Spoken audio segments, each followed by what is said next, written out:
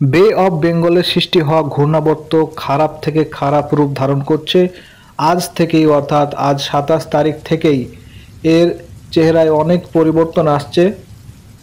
ভারতীয় আবহাওয়া দপ্তরের তরফ থেকে বিশেষ করে অন্ধ্রপ্রদেশ, উড়িষ্যার এই দিকগুলোনে কমলা সতর্কতা জারি করেছেন এবং অলরেডি বলেই দেওয়া হয়েছে যে 27, 28, 29 এই 3 দিনে কেউ অর্থাৎ কোনো মৎস্যজীবী যেন সমুদ্রে না নামে এবং সাধারণ পাবলিককেও কিন্তু নোটিফাইড করা হয়েছে।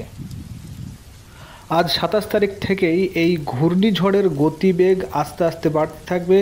60, 70, 90 এইভাবে আস্তে আস্তে বেড়ে 110 পর্যন্ত চলে যাওয়ার সম্ভাবনা আছে। তাই প্রত্যেকে একটু সতর্ক থাকবেন এবং আমাদের দুই বাংলায়, বিশেষ করে পশ্চিমবঙ্গে এবং সেই সঙ্গে বাংলাদেশে ঠিক কবে এই ঘূর্ণিঝড়ের প্রভাব পড়তে চলেছে সেটাও আপনাদেরকে জানিয়ে দিচ্ছি। ঠিক এই পথেই ভুবনেশ্বর হয়ে, উড়িষ্যা হয়ে পশ্চিমবঙ্গ সহ বাংলাদেশের অনেক জায়গাকেই প্রভাবিত করবে। বিস্তারিত তথ্য পেতে আমাদের সঙ্গে থাকুন এবং চ্যানেলটি সাবস্ক্রাইব করুন।